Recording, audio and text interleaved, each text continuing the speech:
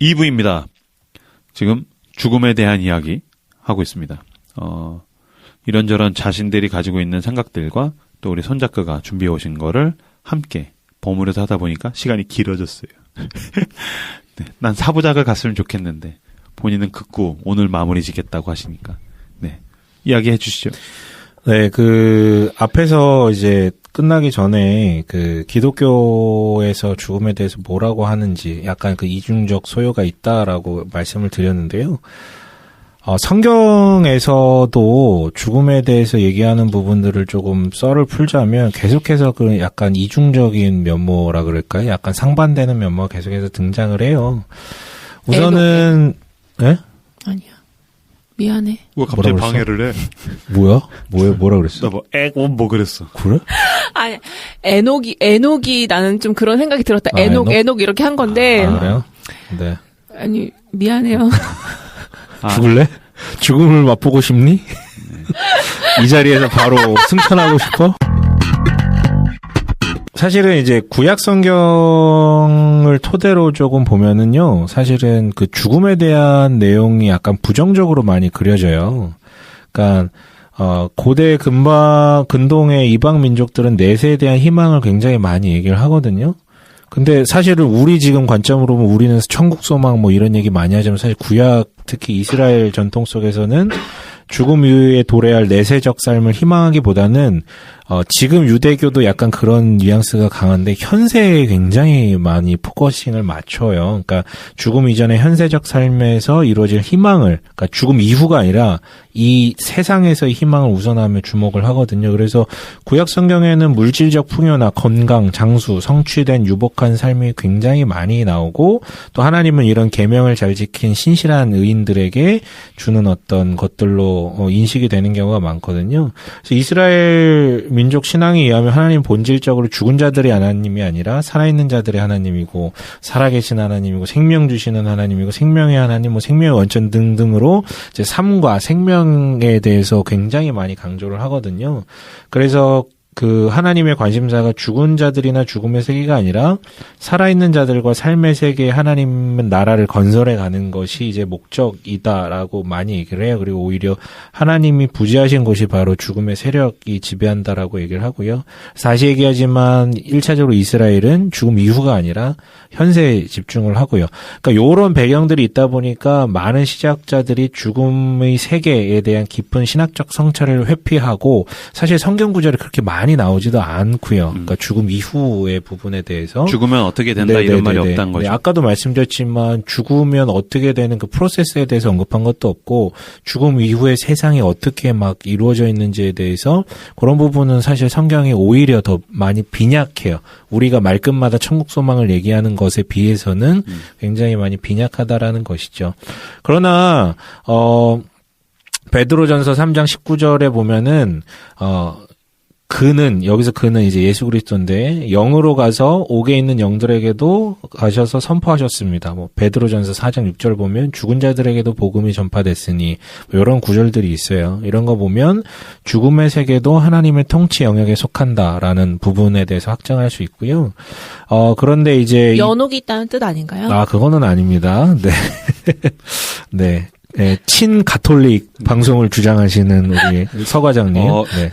저 손 작가의 마지막 편이 사부가 되길 원하는 사람으로서 이런 류의 회방을 환영합니다. 네네. 그리고 아까는 이제 고대 근동 지방에서의 다른 민족들이 내세관에 대해서 굉장히 강조하는 것에 비해서 현세적 관심을 많이 비추었다라고 얘기를 했는데요.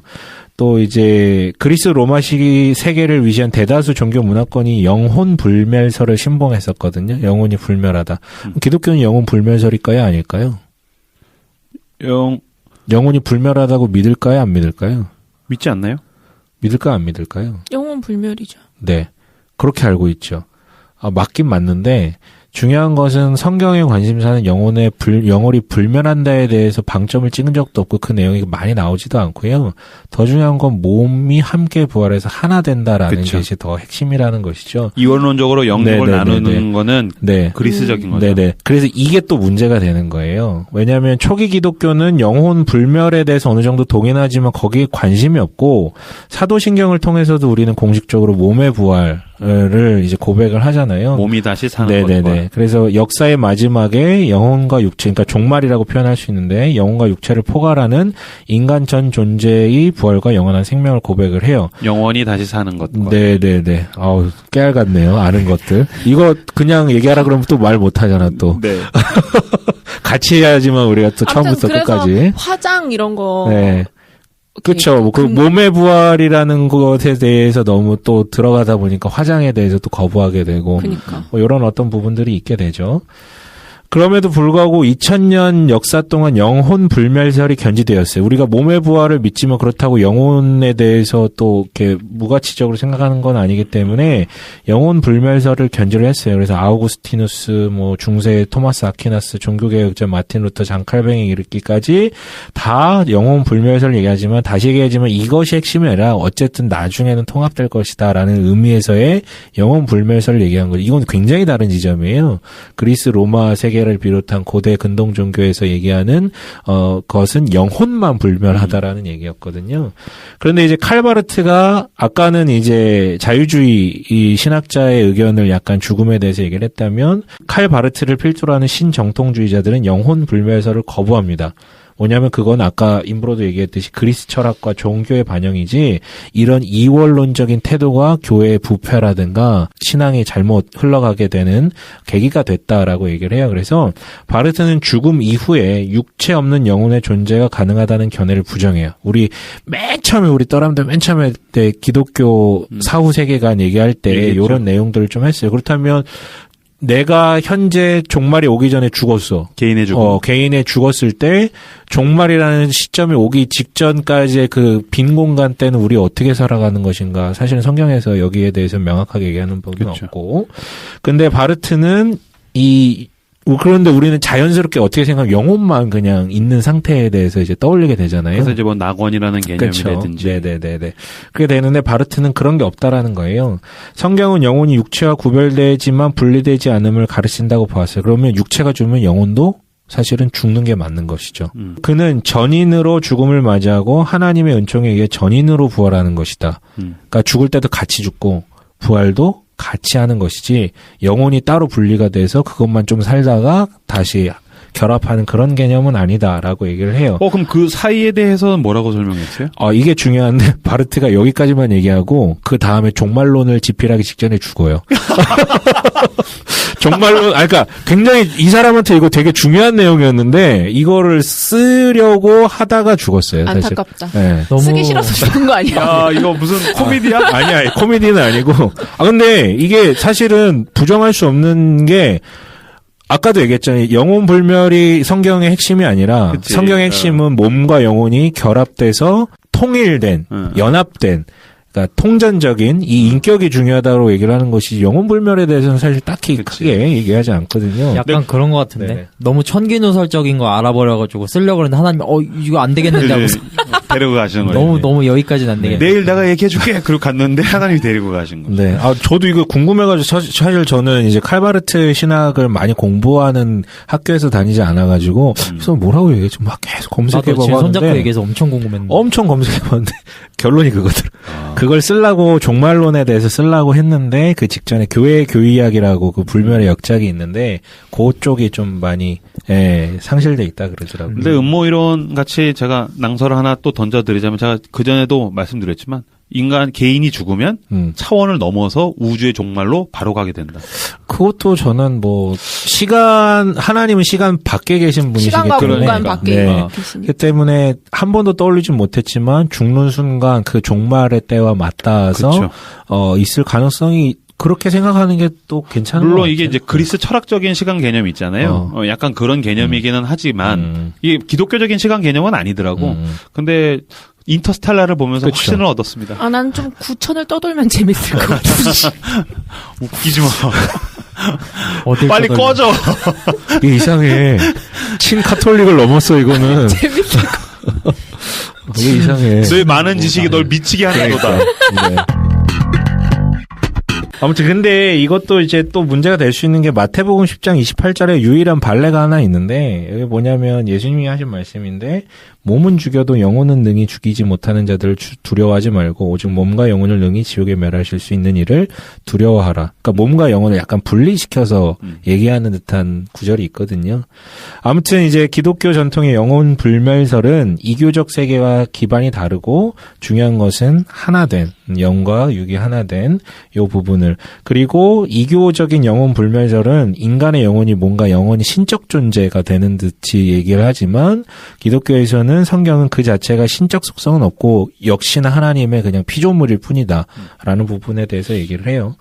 그리고 이제 고대 근동의 나라들은 영혼 불멸 신앙에 따라서 죽음을 굉장히 신화화하고 죽은 자들을 신격화하는 일이 굉장히 관례였는데 그래서 고대 근동 종교 사상에 의하면 죽은 자들의 영혼은 죽음의 세계와 생명의 세계를 이제 마음대로 넘나드는 거예요. 하지만 성경은 그 부분에 대해서 명확하게 말도 안 되고 할 수 없고 해서도 안 된다라고 얘기를 하죠. 율법에서도 그 규정이 된 게 초혼 의식이라 그러죠. 혼을 불러내는 거. 그거 하면 안 된다라고 명확하게 얘기를 하고 있어요. 물론 우리가 떠올리는 장면이 있죠. 사울이 이제 사무엘을 불러내는 장면이라든가 이거는 사실 성경에서 나온 게 아니라 고대 근송의 이제 주변부에 있던 그 어떤 종교적 관습을 그대로 차용한 것이죠. 왜냐하면 왜 그렇게 했냐면 당대에는 이런 의식이 굉장히 성행했어요. 앞날을 점치거나 아니면 뭔가 풀리지 않는 문제에 대해서 해답을 얻고자 할 때 이런 의식들을 했는데 사울이 그걸 추종을 하다가 이제 문제가 된 것이죠. 그래서 그때는 막 어떤 살아있는 자들의 생명과 운명에 지대한 영향을 줄 수 있는 존재로서 이제 죽은 이들에 대해서 바라봤는데 성경은 이것을 모두 배격합니다. 이 죽음의 신화화를 다 알고 있었음에도 거부하죠. 그래서 죽음과 관련된 모든 제의와 관습을 철저히 배격하고 죽은 자들을 숭배하는 종교의식 비판하고요. 구약 성경의 신앙에 의하면 죽은 자들은 아무 영향력이 없다는 거예요. 살아있는 자들에게. 살아있는 자들에게 영향력이 있고 지혜를 줄 수 있는 분은 유일한 하나님 한 분밖에 없다. 라고 명확하게 얘기를 하고요. 신약에서도 마찬가지죠. 어느 곳에서도 죽음은 찬미되거나 신화적으로 미화되지 않고요. 사도나 순교자들의 죽은 내용을 보면 미화될 법도 한데 다 그냥 있는 그대로의 죽음, 심지어는 예수님이 그렇게 두려워하시는 부분에 대해서까지 기술을 하고 있다라는 게 성경의 내용입니다. 그리고 이제 우리가 성경에서 또 잊어서는 안 되는 게 공동체적 사건으로서의 죽음이라는 거예요. 개인의 죽음을 넘어서 공동체의 사건이라는 것이죠. 그래서 구약 성서의 족보들이 이제 보여주듯이 죽은 이들은 어디 가냐면 죽은 이들의 열조로 돌아가는 이런 어떤 함께 무덤에도 안장되지만 그런 표현들을 사용을 하고요. 죽은 자들의 공동체가 있다는 그렇죠. 거죠. 죽음 이후에는 마을 공동체 구성원들의 애도와 공조 속에서 장례가 치러지고요. 그래서 이런 긴밀한 결합 속에 죽은 조상들은 살아있는 후손들 안에서 곧 가족과 지파와 민족 공동체 안에서 계속해서 살아갑니다. 근데 이런 부분은 사실은 이스라엘뿐만이 아니라 고대 어떤 우리나라 사회에서도 예전에는 마찬가지였고요. 그래서 죽은 자들이 살아있는 자들에게 항상 현존하게 되는 것이죠. 그래서 후손이 중요했어요. 후손이 중요한 이유는 그냥 그 후손이 없는 사람은 지속적인 존재에 대한 희망을 포기해야 한다라고 여겨졌던 것이죠. 그러니까 기억에서 사라지는 것을 넘어서 이 당시 문화가 그렇게 구성이 되어 있다라는 거예요. 후손이 없으면 같이 살 수 있는 사람들이 없게 되는 것이기 때문에 그래서 기독교 역사상 그리스도인들은 결코 개인이 죽는 것을 고독한 사건이 아니라 공동체와 함께하는 공적인 사건으로 사건을 인식했고요. 그래서 초기 기독교는요. 그런 의례들이 있었다라고 얘기를 해요. 죽은 자들을 위한 중보 기도를 시행하였고 종교 개혁자 마틴 루터 역시 그 아우크스부르크 신앙 고백에 있어서 죽은 자들을 위해 성만찬을 베푸는 것은 금지하지만 이거는 이제 가톨릭에 대한 반발이지만 이들을 위해 중보 기도했던 초기 기독교의 관습을 유지를 해요. 그래서 이제 중보 기도하는 부분에 대해서는 동의를 하죠.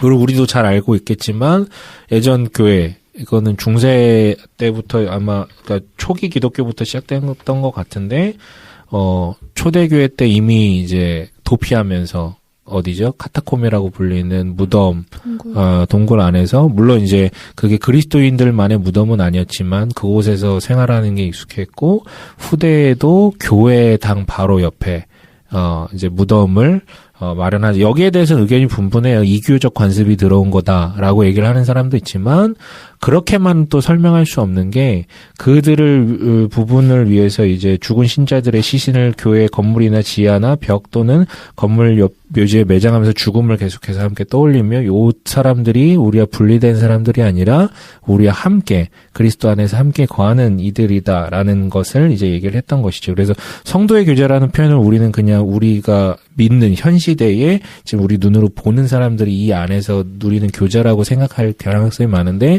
그때 성도의 교제는 살아있는 사람뿐만 아니라 이 열조라고 부를 수 있는 그 어떤 이미 죽은 분들도 함께 동참하는 그런 어떤 느낌을 갖고 있었다라고 얘기를 해요. 그래서 네. 카톨릭은 네. 성인들한테 기도를 하잖아요. 네네네. 그 내용이 보면 다 그거야. 성인 누구누구시여 우리를 뭐 지켜주소서, 우리와 함께 하소서, 우리를 위해 빌어주소서. 우리를 위해 빌어주소서. 딱 그게 그 교제의 그쵸. 느낌이 있는 거죠. 근데 이제 그게 너무 과도해지니까 신앙이 예, 되고. 의존하게 되고 신앙이 되게 되는 그게 이제 문제가 됐던 것이죠. 그러니까 이게 카톨릭 전통을 무조건 우리가 무시할 수가 없어요. 다 이유가 있었다라는 그치. 것이죠. 그래서 조금 고민해 볼 필요가 있고. 근데 이제 구약은 어쨌든 죽은 자들이 거하는 곳으로 스올이라는 단어를 많이 쓰거든요. 그러니까 우리가 지옥 떠올릴 땐 게헨나라는 단어를 좀 쓰는데 이거는 지금 떠올리는 지옥 개념이랑 좀 다르긴 한데 스올이라는 말이 많이 나오고요. 여기는 지옥이나 천국이나 그런 개념이 아니라 그냥 죽은 자들이 거하는 곳이라고 이제 떠올리시면 돼요. 그 막 음부로 내려가리라 막 이런 표현이 다 음부로 내려가리라는 신약에 나온 거 아닌가? 구약에 나오나? 그러면 그 부분은 왜 스올이라는 표현일 가능성이 많죠. 그러니까 여기는 다시 얘기하지만 선과 악, 뭐 좋은 곳, 나쁜 곳 이런 가치 판단 없이 무미건조하게 죽은 자들이 거하는 곳이에요. 그러니까 하나님이 활동하시는 현세로부터 배제시키는 것이죠. 그리고 스올이라는 말 자체의 의미가 어원적으로는 황폐하다라는 뜻이에요. 그러니까 거기에 가치 판단을 부여하진 않지만 그럼에도 불구하고 부정적으로 그려질 수밖에 없는 것이. 왜냐하면 구약은 늘 현세에 집중되어 있다 보니까요. 근데 이제 또 재밌는 거는 성경은 죽은 자들에 대한 숭배와 신격화를 철저히 배격하기 때문에 죽은 자들을 위한 제의는 처음부터 하나님 자신에게 철저하게 금지되었잖아요. 그래서 독특한 건 뭐냐면 당대 근동에서는 죽은 자에 대해서 신격화하는 작업이 이루어졌다면 성경은 처음부터 얘기해요. 부정하다고요. 죽음에 대해서. 그러니까 그게 현대적 관점으로 보면 그럴 수 있겠구나. 아니면 우리가 익숙하니까 그냥 부정하구나라고 이해할 수 있고 혹은 위생적 관점으로. 하지만 당대에는 그게 아니라 오히려 신격화하고 뭔가 이렇게 두려워하는 어떤 과정이 일반화된 사회였는데 부정성을 부여했던 것이죠. 죽음의 부정성을 부여해서 그러니까 당시 영육 이원론적 이해와 영혼 불멸설을 신봉하고 죽은 자들을 숭배하던 그 근동 민족의 관습에 대한 철저한 반대로서 부정성을 부여한 건데 물론 여기서 부정성이라는 게 부정탄다 뭐 이런 느낌이 아닌 거는 좀 이해를 하셔야 될 거예요. 율법에서 부정성은 뭐라 그럴까 좀 아름답지 못한 것, 적합하지 못한 것이라는 뜻이지 그거 자체가 악하다 그런 뜻은 아니다라는 것을 이해하셨으면 좋겠고요.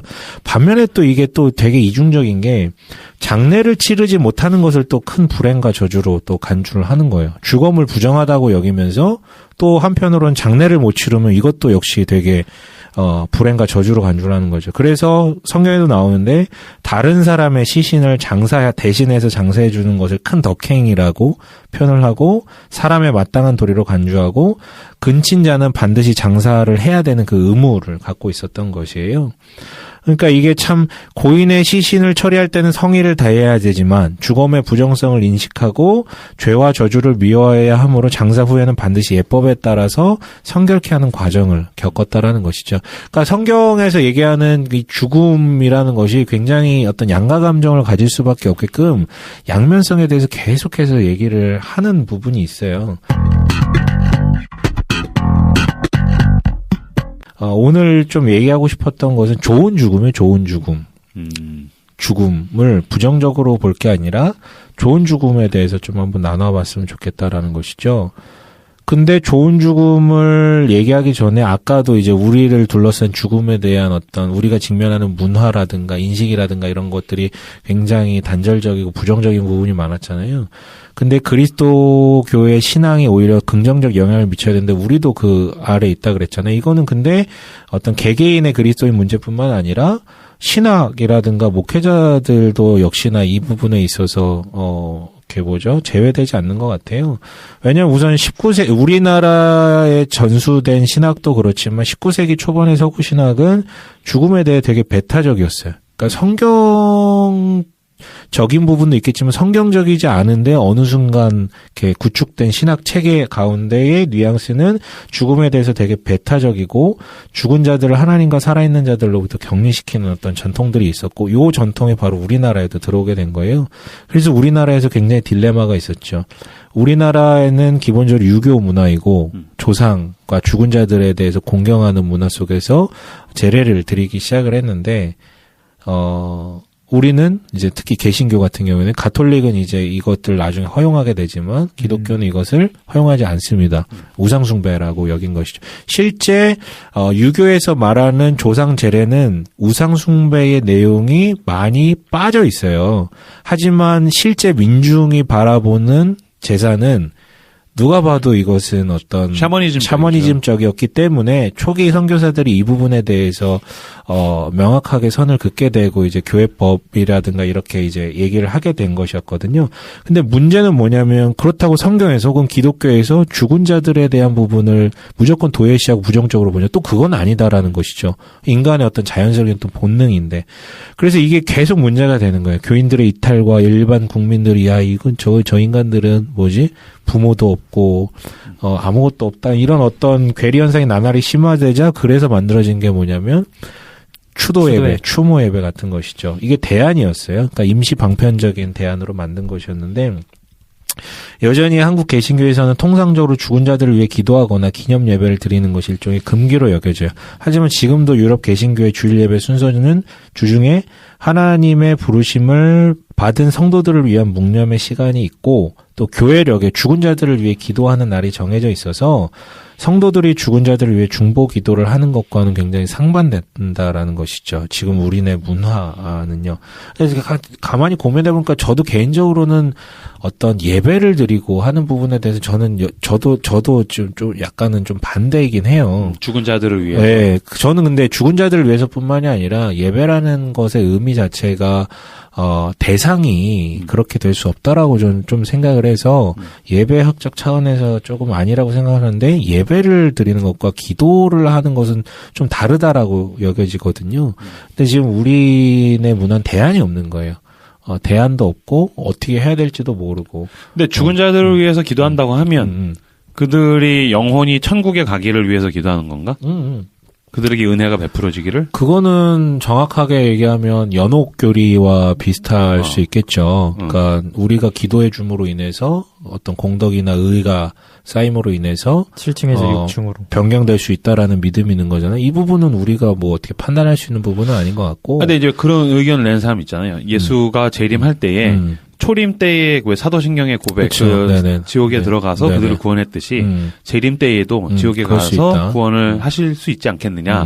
그래서 이제 그걸 위해서 뭐 기도하는 건가라는 생각이 들어가지고 이 부분은 개신교 정통교리는 아닌 것 같아요. 그쵸. 다만 이제 이견으로서 얘기하시는 분들의 얘기인 것 같아요. 그래서 이 부분은 뭐 제가 답변할 수 있는 부분은 아닌 것 같고 기독교 음모 이론이죠.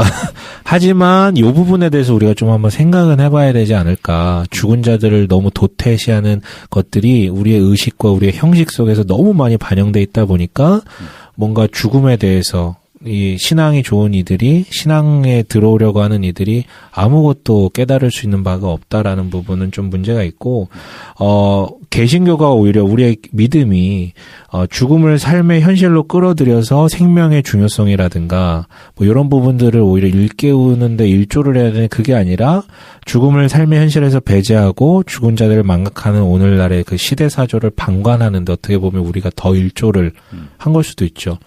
왜냐하면 조상 제례라는 그 죽음에 대해서 생각할 수 있는 그 유교적 배경이긴 하지만 그게 있었던 거잖아요. 그렇죠. 그러니까 물론 우리가 우상 숭배에 대해서 명확하게 어떤 문제를 제시하는 부분은 저는 맞다고 생각을 하지만 이걸 대체할 수 있고 어떻게 이것을 우리의 삶 가운데 죽음이란 걸 떠올릴 수 있게 할 수 있는지에 대해서 아무 대비나 준비가 없이 그런데 이제 너무 압박받다 보니까 고작 하나 내놓은 게 그냥 추도 예배로 내놓았던 거예요. 유교 문화권 지금도 뭐 동남아 중국 쪽에 가면 마을에 사당이 있잖아요. 그리고 집집마다 묘패가 있어요. 그러니까 그 말은 뭐냐면 그들이 사는 일상의 공간에 죽음이 들어와 있는 거예요. 그러니까 더불어서 죽음과 더불어서 사는 것, 그야말로 삶의 죽음이 다 있다라는 측면에서 유교가 굉장한 역할을 하고 있는 건데 우리가 그걸 다 소외시켜버리고 추도 예배만 그냥 1년에 한 번 딱 드리다가 보니까 나의 일상에 죽음이 있다라는 생각 자체를 안 하게 되는 거죠, 그렇죠. 그리스도인들이. 네. 근데 저도 손자크가 얘기한 추도 예배에 대해서 오래전부터 생각하다 저는 아버지랑 할머니 이렇게 매년 드렸었거든요. 한 3년 전까지만 해도. 근데 그 손자크가 얘기한 예배학적인 관점에서 사실 드릴 때마다 약간 좀 그런 거예요. 뭐 이렇게 뭐 누구누구 아버지 위해서 이렇게 뭐 생각하면서 기도하자. 그것도 조금 이상하고 예배는 어쨌든 뭐 하나님을 이렇게 뭐 경배하고 그런 것들이 있는데 뭐 추도 예배를 하자 그러니까 뭘 어떤 말씀을 이렇게 해야 되는지도 모르겠고. 그러니까 중요한 것은 죽으신 분, 특별히 이제 우리는 그리스도 안에서 죽으신 분에 대해서 좀 포커싱을 맞출게요. 그 죽으신 분을 기념하고 기억하고 또 죽음에 대해서 우리가 공동체적으로 좀 떠올리고 요런 부분에 대한 세레모니를 개발을 하고 고민을 하고 어떻게 적용할지에 대해서 내놔야 되는데 그게 안 되니까 꼴랑 하나 내놓은 게 익숙한 그냥 예배를 내놓았다라는 것이죠. 하지만 이거 아까도 얘기했지만 원래는 맞지도 않는 거고 사실은 그냥 제사를 틀을 변환한 것 그쵸. 같아요. 사실은 그거 이상이 되지 않는 이것도 이제 산 사람들을 위한 예식이죠. 그러니까 세레모니에 대한 고민은 좀 필요한 부분 같아요. 근데 또 문제는 뭐냐면 목회자들도 이거 몰라요. 제가 또 신학교를 다녔지만 죽음에 대한 어떤 부분에 대해서 다루는 경우가 없고 임종 직전에 있는 이들을 만나거나 또 과정을 지켜보거나 이들을 곁에서 돌보거나 한 어떤 경험들이 없다 보니까 좋은 죽음이나 잘 죽는 법에 대해서 가르친다는 건 어불성설이죠. 신학생들의 첫 경험을 쌓는 곳은 요양원이 아니라 청소년부나 어린이 부서지. 그러니까 죽음에 대해서 처음부터 끝까지 생각할 겨를이 없는 거예요. 경험을 못 해보니까요. 그러니까 이제 죽음을 앞둔 이들 교회에서 밀어내게 되는 것이고 기독교인들도 죽음에 대해서 굉장히 무지하게 되는 거예요. 왜냐하면 그리스도인들은 지지난주에 뭐 낙태 얘기 때도 얘기했고 안락사 때도 얘기했지만 생명에 대한 뭔가 굉장히 큰 가치 부여를 하다 보니까 죽음에 대해서 현명한 결정을 내리기가 어려운 거예요. 아예 이 부분은 그냥 셧다운 해버리고 아예 생각을 안 하다 보니까. 그러니까 생명이 죽음의 반대말이라고 이해해요. 그렇죠. 대립관계라고. 이게 이제 문제인 거죠. 이게 얼마나 큰 오해냐고. 네네네. 생명과 죽음은 연결되어 있고 맞닿아 있고 그런 건데 이거를 반대말이라고 생각을 그렇죠. 하니까. 정확한 얘기예요. 그러니까 죽음이라는 것이 생명에 대비되는 관점이 아니라 생명이라는 카테고리 안에 반드시 들어가 있고 어떻게 보면 종결 지점이라고 생각을 해야 되는데 이 부분이 우리가 안 돼요. 그래서 저거는 아니지만 미국 의학 회지가 발표한 연구에 따르면 종교를 믿는 사람들, 여기서는 이제 기독교 95%라고 얘기를 하는데 종교를 믿는 사람들은 죽음을 앞두고 적극적 치료를 선택하는 경향이 3배나 높았다. 저번에 한번 얘기했는데 불교 신자들, 우리나라에서도 불교 신자들과 기독교인들이 죽음을 대하는 방식이라든가 이런 부분들이 좀 다르다라고 얘기를 했는데요. 자신이 죽음을 앞두고 있으며 그 치료법이 수명 연장에 별 도움이 안 된다는 사실을 알아도 더 적극적으로 진료를 받는다라는 거예요. 그러니까 이게 근데 이 사람들이 뭐 생에 대한 엄청난 집착이 있기 때문에 이런 걸 수도 있겠지만 하나님이 이 치료법으로 자신을 치료해 주리라고 믿거나 적극적으로 치료로 수명을 연장하는 기간 동안 기적이 일어날 것에 대한 어떤 것을 기대하는 마음으로 요걸 선택한다라는 거예요. 반대로 때문에 이렇게 신앙이 있는 사람들이 적극적 의료 개입을 선택하는 것만이 뭐 이게 좋다 나쁘다를 넘어서 문제는 뭐냐면 그러다 보니까 정리를 못한다라는 거예요. 신변 정리나 법적 서류 준비에 너무나도 소극적이라는 거예요. 그래서 죽음 이후의 분쟁이라든가 문제들, 관계적 정서적 문제들이 너무 크게 발생한다라는 거예요. 그렇죠. 아까 우리 계속해서 얘기했지만 갑자기 준비되지 않은 상태에서 마지막까지 난 살 수도 있어라는 기대감을 갖고 아무것도 안 하고 있다 병사에서 갑자기 돌아가시니까 분쟁 소요가 너무 많아지게 된다라는 것이죠. 자식들은 막 유산으로 싸우고 있고. 맞아.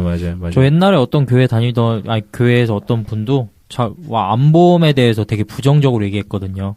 그러면서 무슨 얘기를 했냐면은 암보험 왜 드는지 아세요? 암 걸리려고 드는 거라고. 그래서 와, 그 무슨 논리야? 나중에 진짜 어떻게 믿음이 하시려고. 없다라는 아니 근데 거지. 되게 선택의 여지가 없잖아요. 그러니까 환우가 있어. 뭐 암 환우가 있어. 그분을 두고서 뭐 수요 예배나 금요 예배나 같이 기도하는데 기도 제목이라는 거는 고쳐주세요. 그렇죠. 네. 딱 한 가지인데 네. 그걸 가지고 기도하다 보면은 가끔씩 이렇게만 기도해도 되는 것인가 이런 생각이 들 때가 되게 딜레마가 되죠. 많은데 그렇다고 받아들이게 하여 이분이 주시옵소서. 죽음을 잘 준비하게 하옵시고 가족들이 모두 이 안에서 평안을 누리게 하옵시고 이렇게 이걸 공식적인 기도로 하기가 쉽지 않은 이런 기도문도 거죠. 좀 지혜롭게 할 필요는 있는 것 같아요. 맞아. 그러니까 생명의 주관자가 하나님이시면 우리가 고백하는데 하나님께서 뭐 만약에 더 기회를 주실 수 있다면 살려주시지만 그게 아니라면 이게 평안함 가운데서 우리가 일을 잘 마무리할 수 있게끔 해달라고 뭐 이런 식으로 말을 좀 잘해야 되는데 그런 가족들이 좀 서운해하지 않을까요? 그쵸. 서운해할 수 있는데 그거는 그렇기 때문에 처음부터 교육이 되고 계속해서 그런 어떤 문화들이 형성되지 않으면 안타가 갑자기 그 얘기하면 끝나죠. 그러니까 한 네. 가지만 네네. 가지고 고쳐주시옵소서 네네. 이것만 가지고 기도하다가 이게 일이 잘못돼 버려. 그러면은 약간 패배같이 그치. 분류가 돼 버려. 그래서 방금 아까 지금 얘기한 그 연구를 진행했던 한 연구원이 이런 말을 했대요. 목회자의 신방을 지속적으로 받은 환자들은 그렇지 않은 환자들과 비교할 때 죽음의 질이 더 낮습니다. 더 낫다고. 낫다고. 왜냐하면 신방할 때마다 무슨 기도하겠어요? 희망을 주니까. 희망을 계속 주니까. 희망 고문이군요. 그러니까 네. 평소에 목회자들이 설교하실 때도 그렇고 사실 기도도 제일 처음으로는 고쳐주십시오. 낫게 해주십시오. 나을 것입니다. 근데 설교를 하거나 기도를 할 때 그러나 모든 사람은 죽는다. 그렇죠. 네. 죽은 나사로가 살아났습니다. 그러나 또 죽습니다. 이런 얘기를 해야 되는 거야. 그렇죠. 모든 사람은 맞아요. 죽습니다. 우리가 그 부분에 대해서 이해해야 됩니다. 뭐 이런 얘기 해야죠. 정확히 말하면 나사로를 살리신 것은 그 예수님의 예수님 되심을 보여주시기 그쵸, 위함이었지 맞아요. 네. 이것을 사람을 언제든지 고쳐주실 수 있게 언제든지 호환할 수 있는 치료의 영으로서의 예수님을 보여주시기 위함이 아니기 때문에 근데 교회 문화 저변에 항상 그런 간증들이 늘 대세잖아요. 그러니까 병 걸리면 뭐 낫는다. 그러니까 아까 처음에 서두에 얘기했던 거랑 마찬가지예요. 그러니까 죽음이 생명 안에 들어가 있는 게 아니라 대립되는 개념으로 자꾸 받아들이다 보니까 그래서 우리는 기독교인들이 생명 존중이 지나친 나머지 죽음을 반대하는 듯한 느낌으로 이제 다가오게 되는 것이죠. 그리고 더 서글픈 일은 그리스도인들이 본인이나 가족의 질병으로 힘들어하는 사람들에게 공감을 잘 안 해주는 거예요. 누가 누구한테요? 그리스도인들이 본인이나 가족의 질병으로 힘들어하는 타인에게 감정적 공감을 잘 못 해주는 거야. 오히려 치료돼야 된다. 나아야 된다. 그러니까 그냥 아프면 아픈 대로 이게 느껴야 되는데 그러니까 이것도 역시나 희망에 대한 기대가 너무 크다 보니까 어느 순간 이제 반대급부로 부정적인 소요들이 발생하게 되는 것이죠. 그게 한국이 이원론적인 게 굉장히 큰 게 아프거나 죽거나 뭔가가 사고가 생기거나 어려움이 생기면 그게 죄에 의한 형벌이라는 그쵸. 이상한 개념이 그게 있는 거예요. 너무 커서 그런 인과관계가 거기로 바로 가는 거야. 감기 걸리면 나 죄 졌나? 감기 걸리면 회개부터 한다니까. 문제가 생기면 내가 죄 졌나? 가족이 누군가가 아프면 죄 졌나? 하나님이 치셨나? 그러니까 누가 아파요 그러면 아유 너 무슨 죄를 지었길래 이게 반사적으로 가는 거거든요. 그래서 장례식에서 가장 많이 인용되는 성경 구절이 디모데후서 4장 7절이라고 하는데 나는 선한 싸움을 싸우고 막 이런 어떤 바울의 말인데 한 장의사가 이렇게 얘기를 했다 그래요. 이 구절이 영적 싸움을 이야기하는 것이 아닙니다. 어떻게든 고인을 살려보려고 의료기술을 총동원했다는 말이죠. 라고 얘기를 했다고 해요. 자, 장의사로 오래 일하시면은 철학가가 되겠어요. 되겠죠. 좋은 죽음을 맞이하기에 참 안타깝고 어려운 우리네 이제 현실인데요. 그렇다면 어떻게 죽을 것인가? 좋은 죽음이란 뭔가를 조금 인제서야 본격적으로 좀 나눠보고 싶은데 제가 그러니까 앞에 일부 내용을 포함해서 좀 많이 인용을 했던 책은요. 박혜원식 그 세물결 플러스에서 나온 책인데 존엄한 삶, 존엄한 죽음 부제로 기독교 생사학의 의미와 과제고요. 지금부터 잘 죽는 법, 좋은 죽음 뭐 이런 것에 대해서 나눌 내용은 죽음을 배우다라는 책이에요. 부제로 아르스 모리엔디라는 책이고요. 람몰이라는 사람이 지은 IVP에서 나온 책이에요. 서문에 이런 표현이 있어요. 사람들은 집에서 죽음을 몰아냈다. 사람들은 더 이상 집에서 죽음을 맞지 않는다. 우리는 사람들이 죽어간다는 말 대신 투병이라는 표현을 쓴다.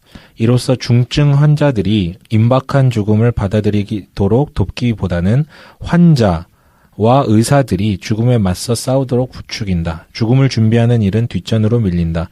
무덤을 보기가 어렵다. 또한 오랫동안 고인을 애도하는 모습보다는 장례식을 치르고 속히 일상으로 복귀하는 모습을 칭찬한다.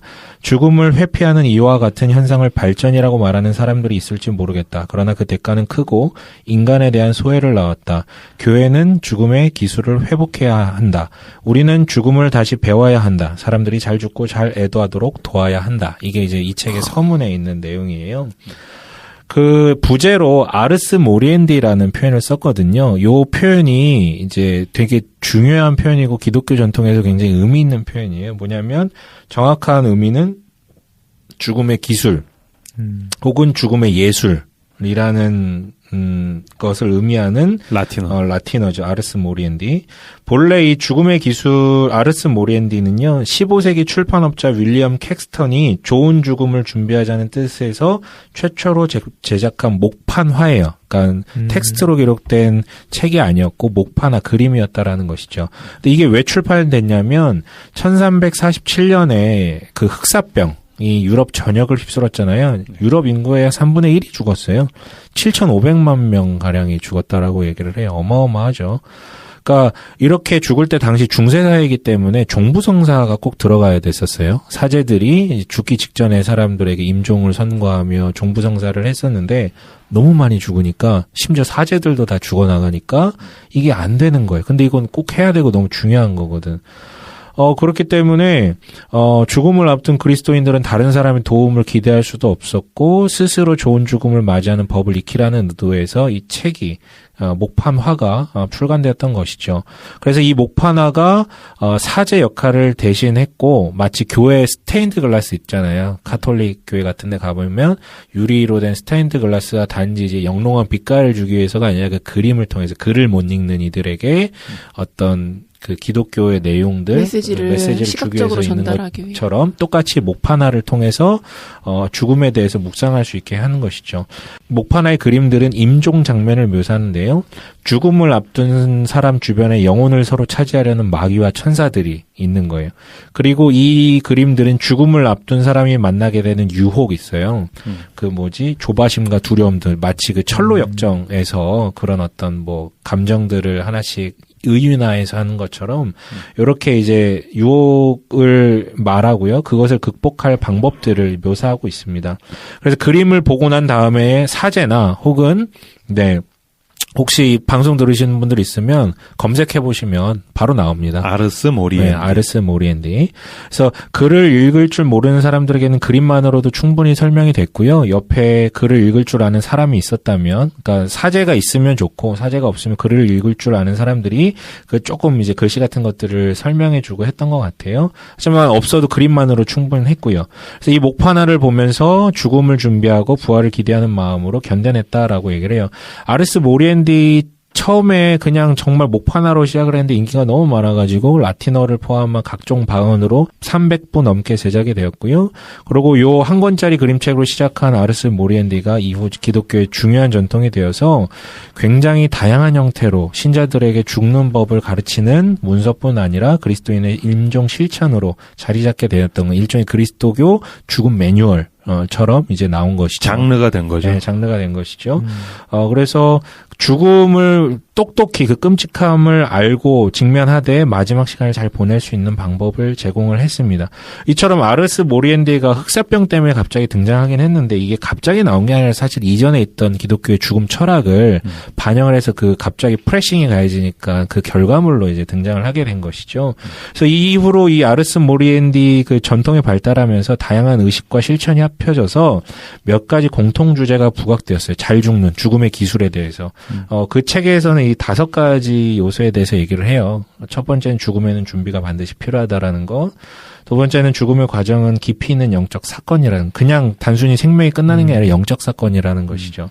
세 번째는 이게 개인의 죽음을 넘어서 공적이고 옆에 있는 사람들에게 교훈을 주는 사건이다. 그리고 네 번째로 죽음은 그렇기 때문에 적극적으로 다루어져야 되는 것이다. 회피할 게 아니라. 다섯 번째는 죽음은 그렇지만 공동체를 손상시킬 수 있다라는 부분이 있어요. 요 5가지 테마를 가지고 제가 좀 정리를 해볼게요. 첫 번째는 죽음에는 준비가 필요하다라는 것이에요. 예수님도 죽기 전에 하셨죠. 네. 어떤 적금을 드셨나요? 그 재정적 준비를 했죠. 네.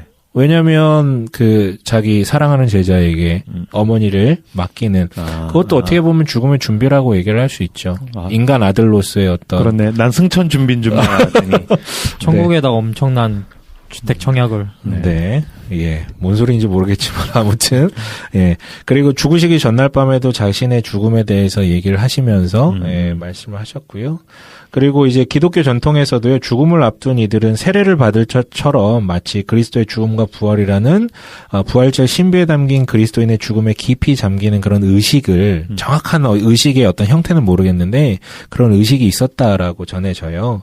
그리고 과거에는 남녀노소 할 것 없이 갑자기 질병으로 죽는 사람들이 대단히 많았기 때문에 모든 이들이 남녀노소를 불구하고 다 죽음에 대해서 떠올릴 수 있는 어떤 장치들을 마련해 놨다 그래요. 그러니까 우리가 생각하는 것과 그때 살았던 사람들이 갖고 있던 어떤 뭐라 그럴까요? 인식의 구조가 완전 좀 달랐겠죠. 우리는 지금 죽음에 대해서 물론 여기 계신 분들은 독특해가지고 죽음에 대해서 잘 생각해 본다 그러는데 저만 해도 크게 막 생각을 막 하지는 않거든요. 근데 또 약간 죽음을 터부시한다라고 생각을 하면서도 우리 어른들, 우리 부모님들은 지금 생각을 하시는 것 같아요. 조금씩. 그래서 이제 영정사진을 어떤 걸 써야 될까? 내가 갑자기 죽었을 때 그렇죠. 자식들이 어떻게 대처해야 되는지 막 이런 것들에 대해서 맞아.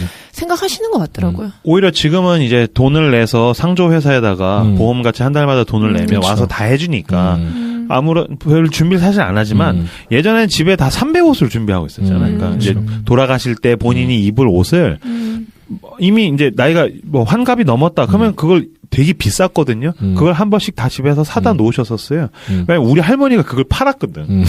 그 돈을 잘 버셨어. 그러니까 그거를 떼가지고서 지고 다니면서 동네마다 가서 할머니들 할아버지들 만나면 이제 가실라 얼마 안 남았는데 한 번씩 사셔야지. 미리 준비해놔야 자식들 고생 안 시킨다 막 이러면서. 그러면 다 그걸 사시는 거야. 그거 되게 비쌌거든. 그걸 다 이렇게 준비해 놓으셨다. 그리고 장롱에 가장 좋은 데다가 그거를 딱 차곡차곡 늘 개가지고서 두시는 거거든요. 이게 준비하는 거죠. 또 다른 면에서 갑자기 또 떠올라지는 거는 이게 사실 최근에 이제 제기가 됐는데 삼배 문화가 우리나라 전통 의례가 아니라 일제잔재라고 얘기를 하더라고요. 원래는 본인이 평소에 입던 가장 좋은 옷이라든가 색동옷이라든가 이런 걸 입었었는데 이걸 이제 경제적으로 수탈하면서 자제하기 위해서 삼배 옷으로 바꿨는데 또 시간이 지나니까 가장 좋은 삼배, 비싼 삼배 뭐 이렇게 바뀌었다. 그렇구나. 그러니까 이런 것만 봐도 세레모니라든가 형태라든가 이런 게 굉장히 많이 변화됐고 이 관이 주도한 거긴 하지만 그 철학이라는 게 많이 반영돼 있음을 우리가 알 수 있는 것 같아요. 아무튼 당시에는 아이들도 너무 많이 죽었기 때문에 늘 죽음을 상기할 수 있는 부분이 있으면 재밌는 게 있어요. 아이들에게 알파벳을 가르치잖아요. 근데 알파벳 동요 중에는 다음과 같은 노래도 있었대요. 뭐냐면 X는 크세르크세스. 그러니까 크세르크세스가 영어로 X로 시작하거든요. XES가 되는데 X는 크세르크세스 대왕이 죽었으니 너랑 나도 죽고요. 그 알파벳을 가르치는 동요가 많았겠죠. 많았겠죠. 근데 그 중에 하나가 도레미송 같은 거. 네.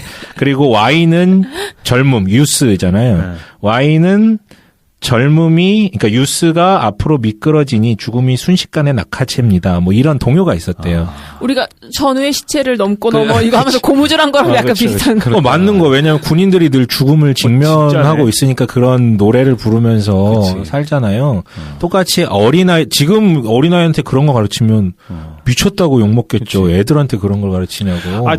내가 이거 얘기했지 않나? 뭐야? 왜 고무줄 할 때 전우의 시체를 넘고 넘어 왜 부를까? 내가 얘기 안 했어?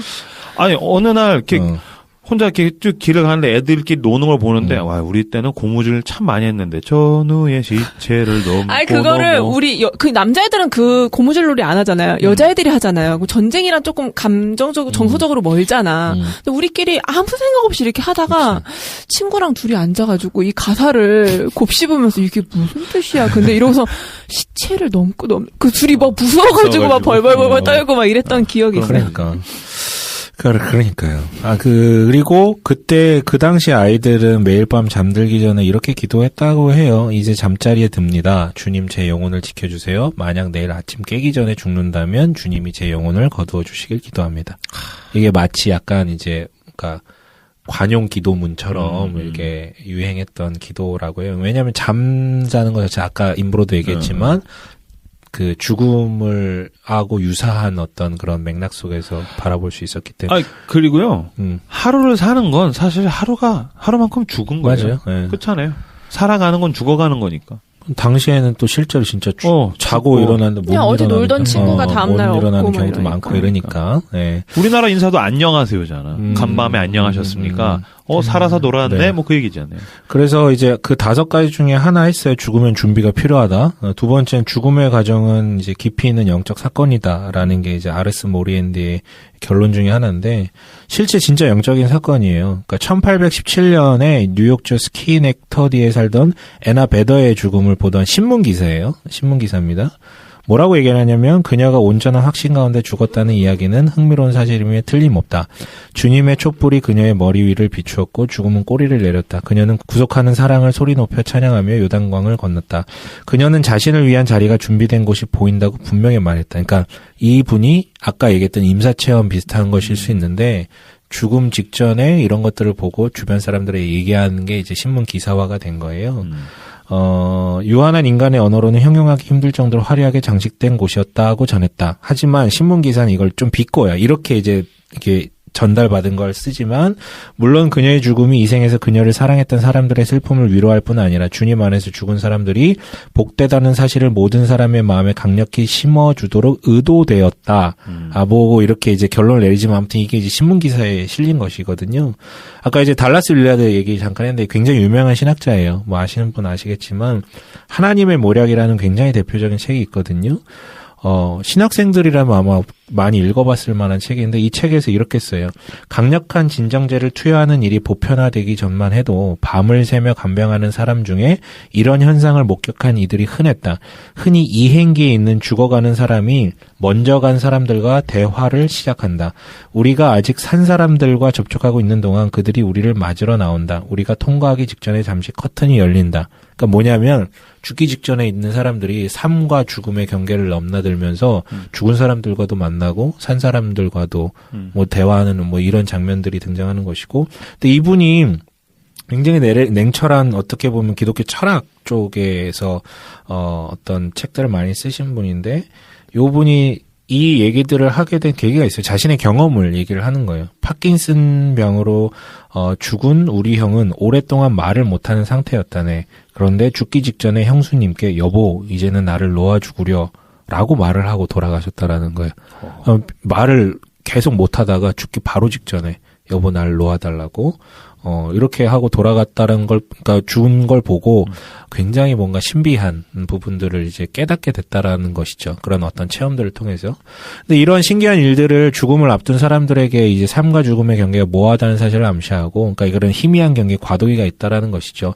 실제로 임종자들 중에는, 그러니까 여기서 말하는 임종자들은 병상에서 강제적으로 생명을 연장시켜서 말하는 그런 임종자들이 아니라 그냥 정말 자연스럽게 죽음을 맞이하는 임종자들 중에는 아까 그 김사부 할머니 얘기도 했지만 직관적으로 자신에게 생의 종말이 다가오고 있음을 아는 이들이 적지 않다라고 얘기를 해요. 그러니까 이게 생체인지 영혼인지는 모르겠지만 뭔가 있는 거예요. 그러니까 임종을 지켜보면서 옆에 있었던 사람들은 또 그 어떤 그런 초자연적 현상이 너무나도 자연스럽게 느껴짐을 많이 고백을 한대요. 어떤 이들은 사람이 죽었을 때 마치 고인이 아직 그 자리에 있는 것처럼 어떤 영적 존재를 느꼈다라고 말하고, 죽음을 앞둔 사람이 이미 고인이 된 다른 가족과 대화하는 모습을 목격하는 사람들도 있고요. 그러니까 죽음을 앞둔 환자들을 보살피는 호스피스들은 이런 얘기를 되게 많이 한다라고 얘기를 해요. 예. 그러니까 뭐 굉장히 영적으로 숭고해지는 느낌, 뭐 천사 빛을 보았다는 이야기에서부터 뭐 이런 어떤 그 이야기의 종류는 굉장히 다양하지만 뭔가 있다라는 것이죠. 그 현장에. 그래서 과거의 그리스도인들은 다른 신자들이 영생으로 들어갈 때 내세를 들여다보는 창문을 보곤 했다라고 얘기를 해요. 임종에서 천국과 예수님 가족에 대한 환상을 보는 일이 흔했고, 죽는 사람이 보는 거 말고 옆에 있는 사람이 그걸 이제 보게 되는 이런 일들.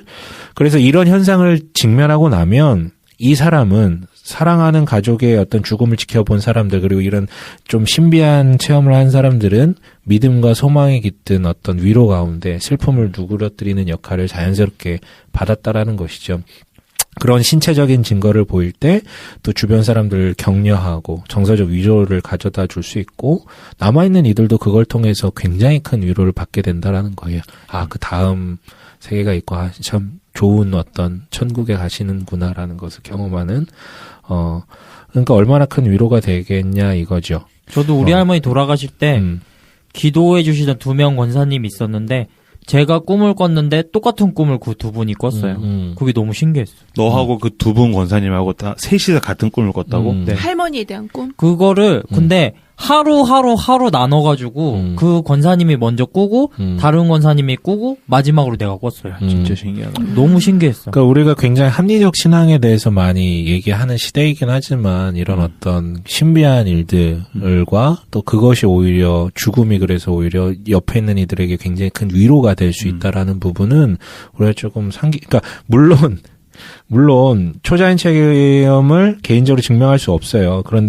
그리고 모든 죽음에서 이런 신비로운 일이 일어나길 기대하는 아니지. 것도 아니고, 왜냐면 불길한 신비를 겪는 사람도 있어요? 아, 그렇게 있을 수도 있겠죠. 네, 아니, 뭐 옛날에 막 천사 같은 빛이 보일 수도 있지만. 네, 막 뭐 끌고 가는. 그렇죠. 그래서 죽음이 가까운 사람들에게 우리 알고 있는 존 웨슬리 있잖아요. 그 감리교회 창시자. 죽음이 가까운 사람들에게 가면은 꼭 그 예수님이 보이냐고 이렇게 물어봤대요. 근데 본인은 정작 못 봤다고. 아, 존 웨슬리 죽을 때? 그 얘기, 뭐 보이냐고, 안 보인다. 근데 저는 그때 당시 반추해보면은 왜 그랬냐면 아까 손자크가 얘기한 맥락에서 사실 그때 할머니가 교회를 다니시긴 하셨는데 할머니의 믿음이 어떤지 모르니까 이제 할머니가 돌아가시 임종의 순간에 가까울수록 너무 불안한 거예요. 할머니의 어떤 그런 영혼이나 그런 것들이 어떻게 될지 몰라가지고 그때 기도를 많이 했었는데 그런 거를 보여주심을 통해가지고 나 혼자 이제 그런 꿈을 꿨으면은 이거 내가 너무 그쪽으로 몰두하니까 이게 꿈에 이렇게 나타난 거 아닌가 생각이 들 뻔했는데 두 분을 통해서 딱 그렇게 같이 하니까 그게 저 나름대로 되게 많이 위로가 됐었어요. 그렇죠. 그렇죠. 그래서 아무튼 이런 광경들을 우리가 동행할 수 있다면 얼마나 우리의 믿음이 강해지고 반대로 슬픔이 감경되겠냐 이거죠. 그냥 갑자기 연락받아가지고 가가지고 이미 죽어 있는 걸 보고 슬퍼하는 것보다 확실히 네. 유물론자들이 그 뇌의 화학적 기능에 의해서 일어나는 환각이라고 말할 수 없는 굉장한 영적이고 숭고한 무언가, 신비한 무언가가 인간의 죽음과 그 개인의 죽음과 그 주변의 언저리에 무언가가 분명히 있는 것 같아요. 나도. 그렇죠. 네. 그리고 그건 신학적으로 나눴을 때 이건 말도 안 돼라고 할 수도 있지만 분명히 거기에 어떤 신비한 위로, 신비한 위안 같은 것들이 난 있는 것 같아요. 확실히. 네. 그리고 세 번째, 아르스 모리엔디의 세 번째 정리는 이제 죽음은 공적이고 교훈을 주는 사건이라는 것이죠. 앞에서 얘기했지만 좋은 죽음을 목격한 사람은 누구나 인정하듯 삶의 변화를 갖고 오게 되는 거예요. 그러니까 영원한 삶, 그리고 죽음 이후에 대한 삶에 대해서 굉장히 뭔가 소망하고 이렇게 좀 좋게 떠올릴 수 있는 부분들이 생기게 되는 거죠. 영적인 존재에 대해서도 떠올리게 되고요. 근데 그래서 죽음이 공개적인 사건이 되면 주변 사람들이 죽음을 두려워하지 않게 되고 신체가 작동을 멈추는 과정을 지켜보면 신비감도 줄어들고, 왜냐하면 너무 단절돼 있다 보니까 죽음이 너무 그러니까 신비함을 넘어서 너무 이상한 거예요. 미지인 거예요. 근데 그게 아니라 그러니까 죽는 과정을 실제로 지켜보면 그런 어떤 미지의 신비감이 줄어들고, 비록 잠시라고는 해도 그렇게 영혼으로 들어가는 모습을 실제로 지켜보면 죽는 법을 자기가 또 이제 상기하기도, 그리고 배우기도 한결 수월하고, 죽은 모습을 보면서 이제 자신의 죽음을 미리 이제 떠올려 보면 연습할 수도 있고, 사랑하는 사람이 죽음을 앞두고 있을 때 나는 그러면 어떻게 해야 될까를 배우게 된다라는 것입니다. 그래서 죽음을 앞둔 사람은 자기 신앙의 증거로 예전에는 또 다른 사람들에게 교훈을 주기 위해 공개적으로 죽음을 맞이했는데 지금 다 숨기잖아요. 그죠. 예, 숨겨져 있는 죽음.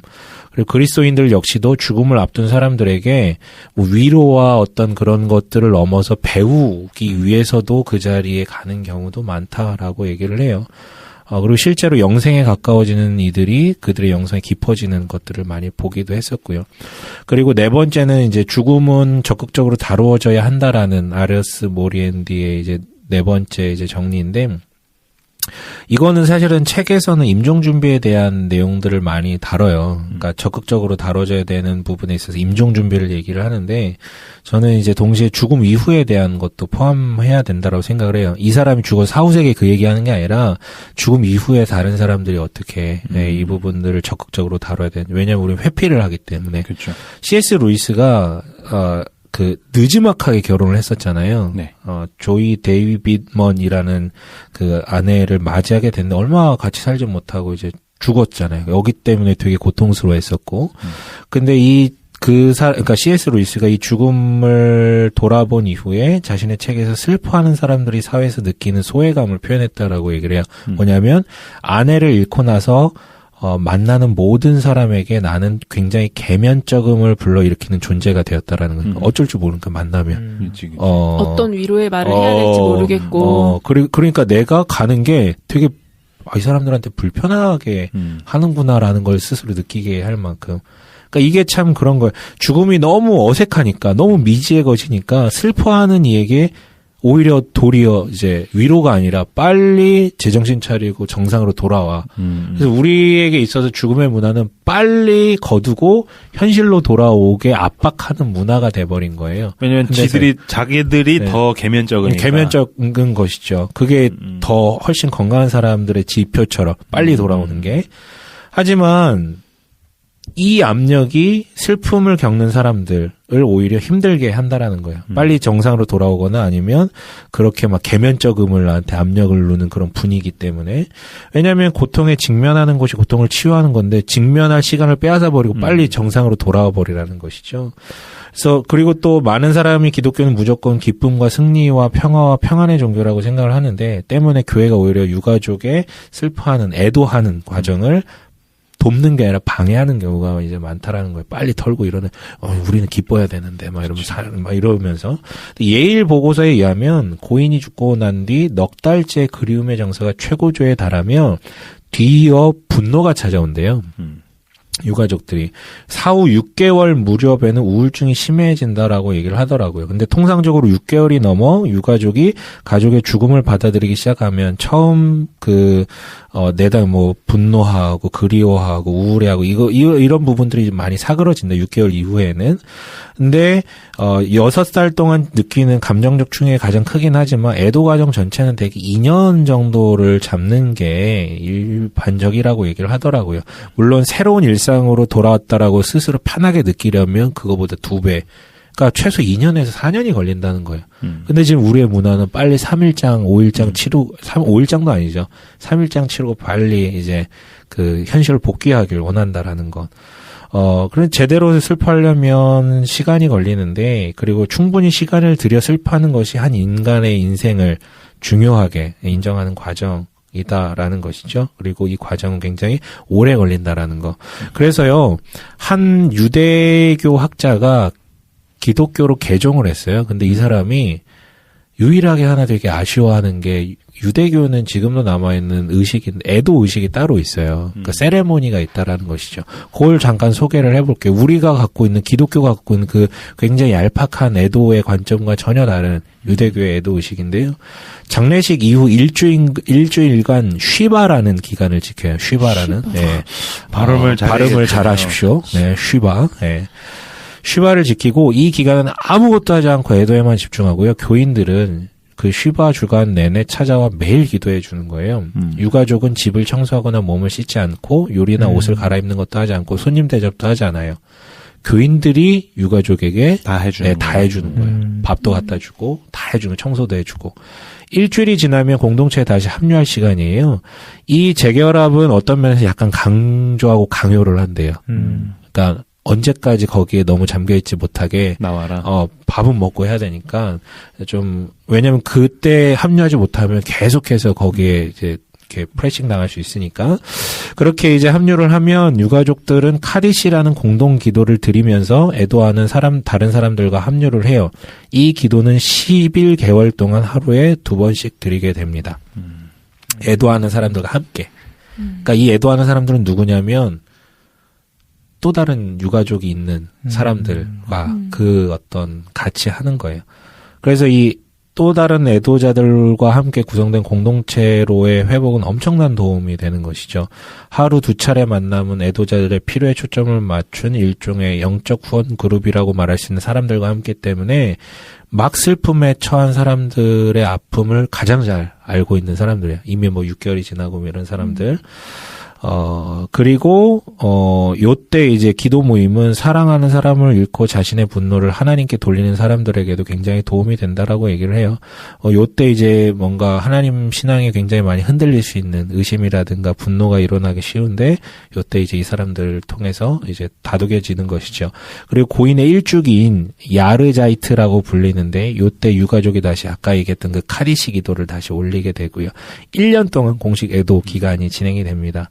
하지만 공동체는 계속해서 고인을 기념하는데 1년에 4차례 특별 예배를 드리는데 요때 이제 예배 시간에 모든 죽은 이들을 기억을 하고 바로 이 유가족이 공동체 안에 계속해서 기억되게 되는 것이죠. 그리고 이 전통은 공동체가 남편이나 아내를 잃은 사람을 비롯한 유가족을 돌보도록 도와줍니다. 그러니까 제가 이 유대인들의 애도의식을 그 기독교를 개종한 분이 굉장히 아쉬워했다라고 얘기할 이유를 알겠죠. 지금 우리 현대 개신교, 특히 한국 개신교에서는 굉장히 누락되어 있는 부분이고 애도라는 게 없어요. 우리는. 이거 완전 감정적으로 거세해버리는 거잖아요. 네. 마지막은 죽음은 공동체를 손상시킨다라고 얘기를 하는데 이 부분은 그냥 좀 넘어갈게요. 그래서 이제 마지막으로 실제 우리가 죽으면 어떻게 준비할 것인가. 실제 지금 우리가 만약에 죽는다면 어떻게 준비할 것인가에 대해서 좀 얘기를 나누고 마치고 싶은데요. 이 얘기를 해야 된다는 것이죠. 나는 이렇게 죽고 싶어.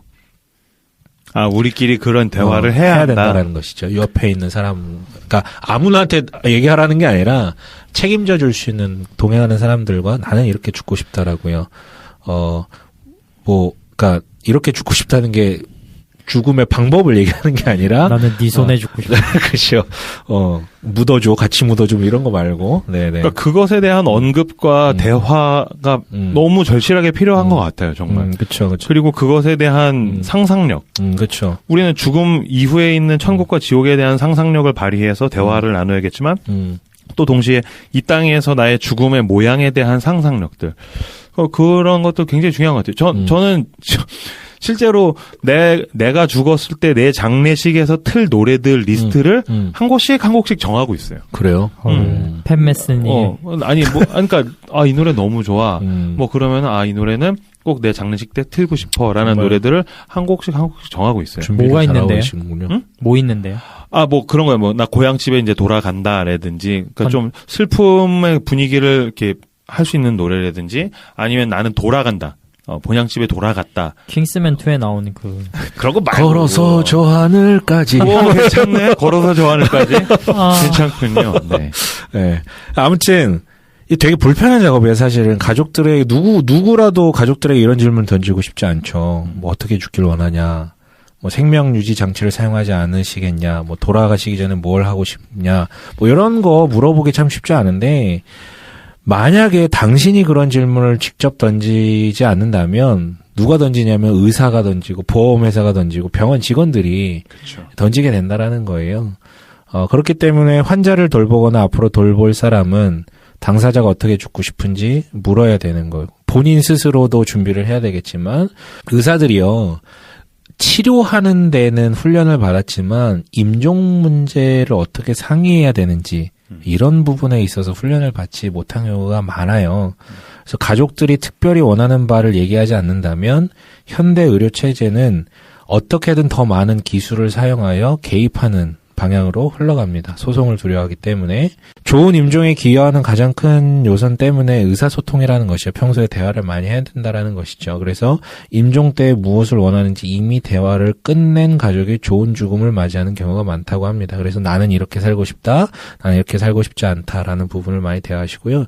또 중요한 대화 중에 하나가 이거예요. 재혼에 대한 얘기. 재혼에 대한, 만약 결혼을 하신 분들이라면. 그런 얘기 하지 않아요, 평소에? 한 번도 안 해봤어. 한 번도 안 해봤어. 우리 했는데. 아, 그래? 내 아내 했던 것 같아. 재혼하면 죽여버린다. 내 아내가 나한테 재혼하면 죽여버린대. 그 얘기 했던 것 같아. 되게 무서웠던 기억이 나네. 내 아내도 했는데. 아, 그래? 뭐래요? 재혼하면 죽여버린다. 그렇군요. 이게 그냥 감정적 반응을 넘어서 이 대화가 왜 필요한 거냐면, 예전에는 사회 관습으로 구조화가 돼 있었어요. 누가 죽으면 미망인을 이게 품어줄 수 있는, 그러니까 의례, 문화적으로 이 사람이 죽으면 친척들이라든가 형제들이라든가 이게 당연히 품어주는 문화가 있었는데 지금은 그게 안 되잖아요. 그치, 고립되니까. 고립되잖아요. 경제적으로나 관계적으로나. 때문에 이게 이제 행동이 지침될 만한 뭔가 있어야 되는 그게 없다 보니까 명확하게 이런 부분에 대해서 좀 얘기를 해야 되고, 그러니까 재혼이 단순히 혼인 문제를 넘어서, 그러니까 그 이후에 경제적 삶이라든가 이런 부분에 대한 논의까지를 얘기하기 때문에 재혼 얘기를 하는 거고요. 그래서 나는 이렇게 죽고 싶어를 어떻게 고민할 수 있는가, 아주 좋은 도구가 있어요. 사전 의료 의향서라는 게 있는데, 사전 의료 의향서랑 지난주에 잠깐 얘기를 했던 것 같은데, 갑작스런 사고로 의식불명 상태가 돼서 스스로 의사결정을 할 수 없을 때를 대비해서 어떤 의료 처치를 받을 것인가에 대해서, 의료진이 이제 정할 수 있게끔 하는 것인데. 자기가 먼저 결정해 놓는 그쵸. 거죠. 의사가 이건 거부한다. 그렇죠. 의사가 그걸 반영해서 처치를 하게 되는 것이죠. 그건 아무도 못 건드려요. 법적 효력이 있어요. 법적 효력이 그대로 있어요. 해야 되는 거예요. 네네. 법적 효력이 있고요. 물론, 유서 같은 거라서요. 중간에 바꿔도 돼요. 근데 이제 중요한 것은 법적 효력이 있는 것은 부차적인 문제고 이게 기재가 돼서 대화를 할 수 있다라는 것이지 구체적으로 이게 항목들이 있으니까 그래서 명시하는 내용은 주로 연명의료 있잖아요. 심폐소생술 시행, 인공호흡기, 뭐 인공적으로 영양을 계속 공급할 것인가, 혈액투석, 수혈, 항생제 투여 등에 대한 것인데 이 연명의료가 무의미한 사용이 되었을 때 환자의 뜻에 따라 의료를 시행하지 않는 뭐 그런 부분들이죠. 그리고 향후 의료 방향에서부터 말기상을 어디서 보낼 것인지, 그러니까 임종 장소를 어디로 택할 것인지, 그리고 임종 시의 의료 문제들을 결정해줄 대리인들을 선정하는 문제까지도 다 포함이 됩니다. 다시 얘기하지만 유언장 같은 거기 때문에 언제든지 철회할 수 있고요. 그 양식 샘플을 봤는데 꼭 전입신고서처럼 생겼더라고요. 그렇죠. 예, 좀 디자인 좀 잘 좀 해주지 좀. 꽃무늬 뭐 이런 거, 벚꽃 이런 거. 네. 그러니까 좀 나의 삶을 마무리할 수 있을 만한 그런 디자인으로 쫙 해놓으면 좋을 텐데. 근데 사전 의료 의향서도 되게 중요한데요. 저는 아까 인프로 얘기 잘 하셨는데 그냥 자기가 장례식 때 뭐 틀 음악 이런 거 준비한다 그랬잖아요. 사전 장례 의향서라는 것도 있어요. 그러니까 이것도 아름답게 인생을 마무리하는 하나의 방법으로 권장할 만한 거죠. 왜냐하면 이렇게 안 하면 보통 현대인들에게 죽음은 단지 끝을 의미하기 때문에 주검을 처리하는 의식에 불과한 거죠. 그러니까 허례허식 혹은 상조 비즈니스로부터 자유롭지가 못한 거예요. 그렇죠. 그래서 사전 장례 의향서란 부고 범위, 그러니까 누구까지 알려라, 장례 형식, 부의금이나 조화를 받을지, 염습, 수의, 관 선택, 화장이나 매장이나 장례 방식과 장소 등을 미리 적어서 자녀들에게 전하는 문서죠. 그런데 이거는 이제 개인의 준비예요. 본인이 좀 의도적으로 좀 이렇게 해야 되는 부분이고, 아니면 이제 가족들, 주변인들도 준비가 필요하다라는 것이죠. 맨 처음에 얘기를 했는데 죽음을 앞둔 사람은 되게 죽음 자체보다 죽음이 진행되는 과정을 더 두려워하고요. 여기서 두려운 이유는 뭐냐면 사람들과 서서히 멀어지는 부분에 대한 두려움과 나 혼자 죽으면 어떡하지?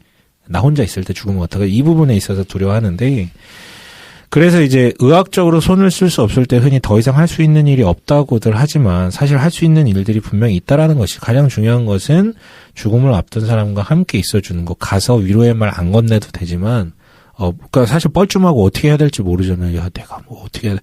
근데 그냥 함께 있어주는 것만으로도 굉장히 의미 있다라는 것이죠. 그리고 함께 있어주는 것은 사랑하는 사람이 죽어가고 있다는 사실을 받아들인다라는 뜻도 돼요. 나도 받아들이고 죽어가는 사람도 받아들이고. 그러니까 회복 가능성을 붙들고 있으면 쟤 나아질 거야. 그럼 안 가는 거지. 뭐 그런 어떤 부분이에요. 그래서 죽음을 앞둔 환자 그 가족에 필요한 것은 비전문가들도 친구들도 교회가 제공해 줄 수 있다라는 것이죠. 음식, 뭐 쪽지, 웃긴 이야기, 그냥 곁에 앉아 있어 주는 거, 간병해 주는 거, 이 모두가 관심을 표현해 줄 수 있는 방법입니다. 그리고 마지막으로 주변인들을 넘어서 그리스도인으로서 교회도 좀 준비가 필요한데 교회가 지금 아까 얘기했는데 노인과 죽음을 앞둔 이들을 의도적으로 교회에서 의도적인지는 모르겠지만 많이 분리가 돼 있는데 이 사람들이 이제 교회 안에 좀 편입돼야 된다라는 부분이 이제 얘기인 것 같아요. 마지막으로 한 문장만 읽고 마칠게요. 그 두 책 모두 다 있던 그 옛날 뭐 이렇게 좀 격언 같은 건데요. 시리아의 성 이삭이라는 지금 방금 시리아의 성 이삭이라고 하니까 시리가 갑자기 켜졌어요. 네, 깜짝 놀랐네. 똑똑하다. 네. 여러분의 죽음을 마음으로 준비하십시오. 현명한 사람이라면 매 시간 자신의 죽음을 생각할 것입니다. 그러다가 죽음의 시간이 이르면 이렇게 말하면서 기쁘게 죽음을 맞이하십시오. 평안이 오라. 네가 올 줄 이미 알고 있었다. 나는 이 죽음을 준비하는 인생 여정에서 도움이 될 만한 것은 하나도 소홀함이 없었노라. 이게 마무리 말입니다. 네. 한마디씩 해주시고 마무리 지면 될 것 같습니다. 죽음만큼 생명의 힘을 불어넣어주는 게 없다는 역설과 죽음이 힘 빼고 해. 왜 이렇게 비장해? 쓸데없이. 죽음이 그 삶보다 그 사람의 모든 것에 대해서 훗날 말해주는 것 같아요. 네, 잘 살다가 잘 죽고 싶습니다. 네. 뭐 청취자분들도 자신의 죽음에 대해서 좀 생각을 해보시는 시간이 됐을 거라고 생각을 해요.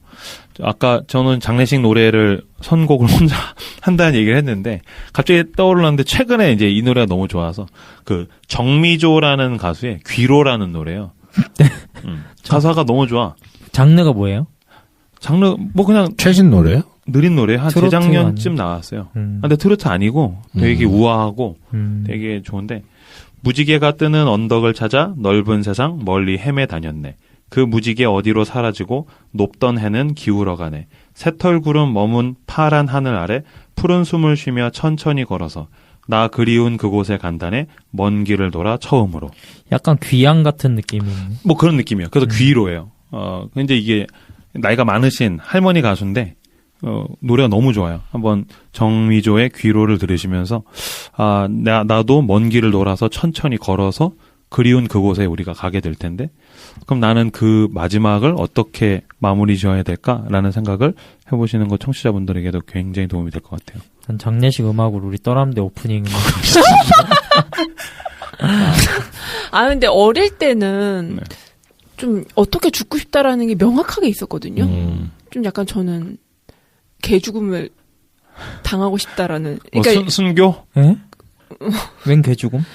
그러니까 다른 사람이 봤을 땐 개죽음인데 뭐 순교라고 말하기엔 좀 거창하지만 좀 뭔가 뭐 대신 뛰어들어서 내가 죽는다든지 뭐 누군가를 구하다가 내가 죽는다든지 이런 상상을 진짜 많이 했었는데 지금 막 이제 나이가 들면서 이런 생각을 좀 더 안 하게 되는 것 같아.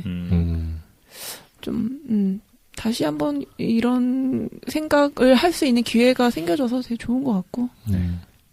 참 대단하다. 생명이란 주제로 죽음을 준비해온 우리. 그러니까. 손잡고. 근데 생명이랑 가장 맞닿아 있죠. 그럼요. 그렇죠. 이 방송 들으시고요. 사역자분들은 이번 여름에 청소년 청년들 다 관에 넣으셔야 돼요. 모의 장례식 깨가지고 다 관에다가 넣어버리고 막 그래야죠.